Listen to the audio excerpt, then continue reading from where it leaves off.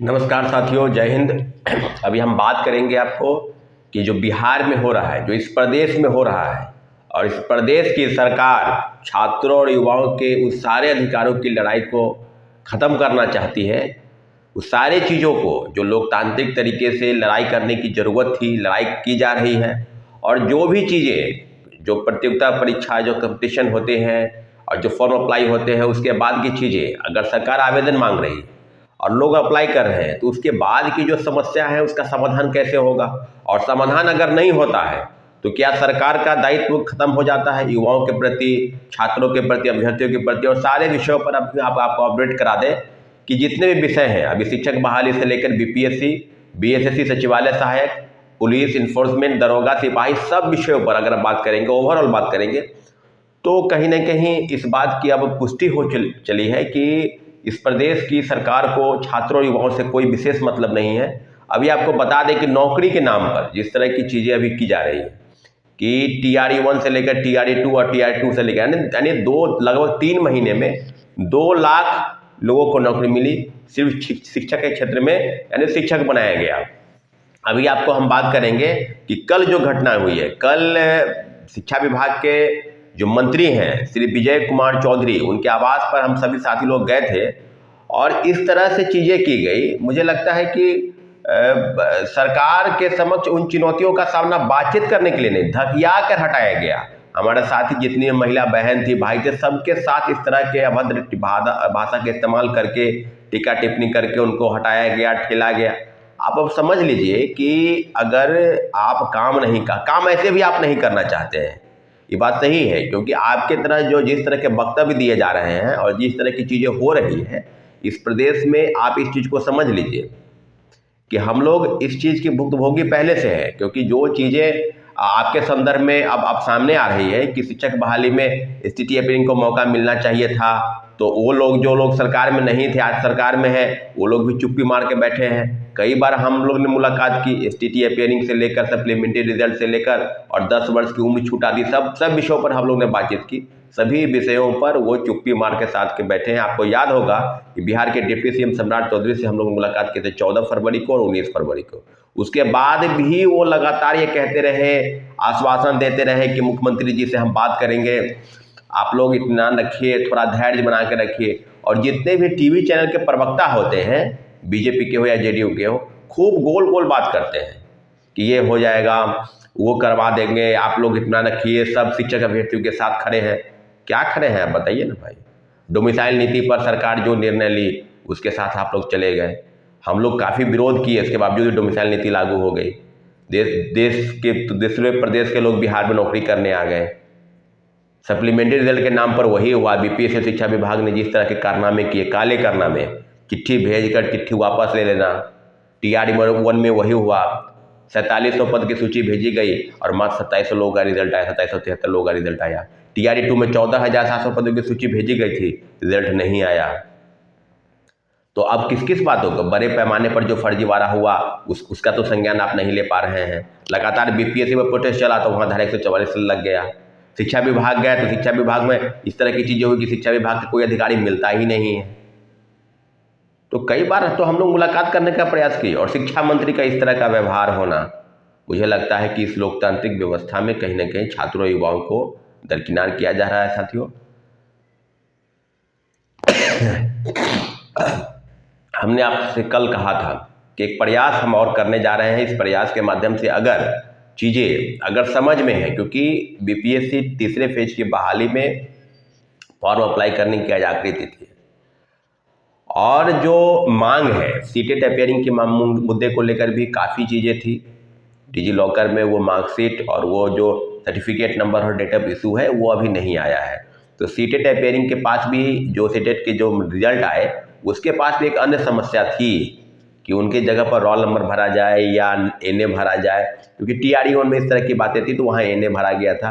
अब जो तीसरे फेज की बहाली है उसमें स्थिति अपीयरिंग 10 वर्ष की उम्र, जो छूट 10 वर्ष की उम्र की छूट क्यों नहीं मिलनी चाहिए, इस पर सरकार का तो कोई विशेष ध्यान है नहीं।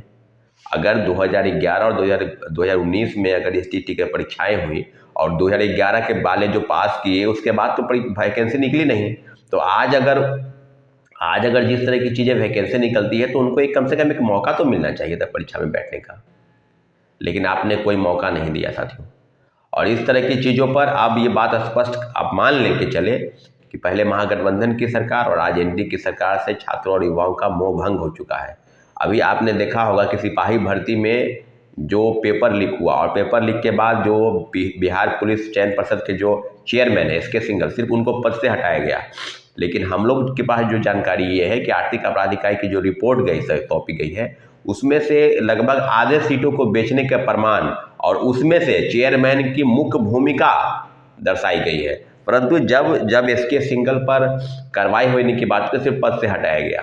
तो आप समझ लीजिए कि जिस तरह के दूसरे प्रदेशों में, अभी उत्तर प्रदेश में सिपाही भर्ती के जो परीक्षाएं हुई उसका पेपर लीक हुआ, काफ़ी कठोर कार्रवाई हो रही है। तो उम्मीद करते हैं कि पेपर लीक नहीं हो, लेकिन अगर हो जाता है तो किसी प्रकार से कार्रवाई, लेकिन उसके जो मुख्य सरगना है, जो उसके सबसे प्रमुख लोग हैं, उन तक कार्रवाई नहीं हो पाती है। तो ये बहुत बड़ी विडंबना इस प्रदेश की है और इस देश की भी है। आज लोकसभा में भी एक संसद द्वारा एक कानून पारित हुआ है कि 1 करोड़ का जुर्माना, 10 वर्ष की सज़ा और आदि आदि कई चीज़ों का। तो मुझे लगता है कि जिस केंद्र सरकार ने अगर इस तरह की चीज़ें की हैं तो राज्य सरकार को भी उस पेपर लीक के खिलाफ में कठोर कार्रवाई, कठोरतम जो कानून है उसको अक्षरता बनानी चाहिए। और आज हम लोग शिक्षक बहाली के मुद्दे पर अब अपडेट करा दें, सप्लीमेंट्री रिजल्ट पर हम बैठक करने जा रहे हैं। आपको हम बता दें कि सप्लीमेंट्री रिजल्ट पर कोर्ट केस के संदर्भ में एक महत्वपूर्ण बैठक कल उसकी हम घोषणा कर देंगे। आगे मतलब कल या परसों, कल हम घोषणा करेंगे कि बैठक कब होगी। लेकिन इतना जरूर है कि TRE 1 से लेकर TRE 2 तक छात्रों, अभ्यर्थियों और शिक्षक अभ्यर्थियों के साथ जिस तरह की चीज़ें हुई, इस तरह की चीज़ें नहीं होनी चाहिए थी।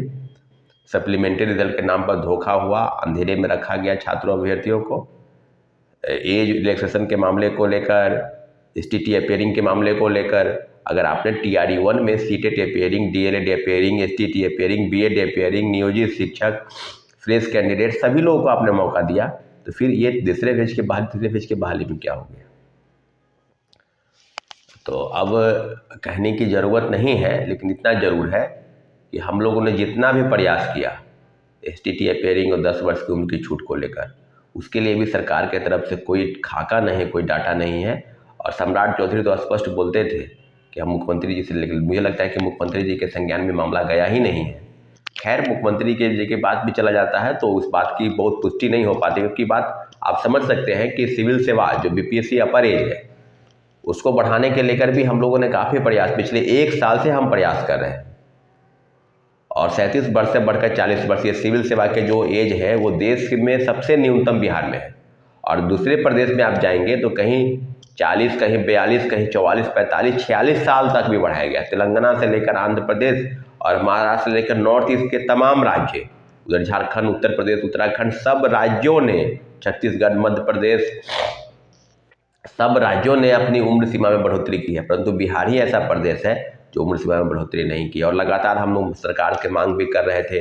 वो मुख्यमंत्री जी के संरक्षण में मामला गाने के बाद भी जो मामला है वो DOPT में यानी कार्मिक विभाग में वो फाइल बन के तैयार है, इसके बावजूद भी कोई संज्ञान नहीं लिया जा रहा है। और लगातार हम प्रयास कर रहे हैं कि BPSC में ऊपरी उम्र सीमा की बढ़ोतरी हो और 3 बार, कम से कम 3 बार, 2 बार भी उम्र में छूट देते हुए बैठने का मौका मिले।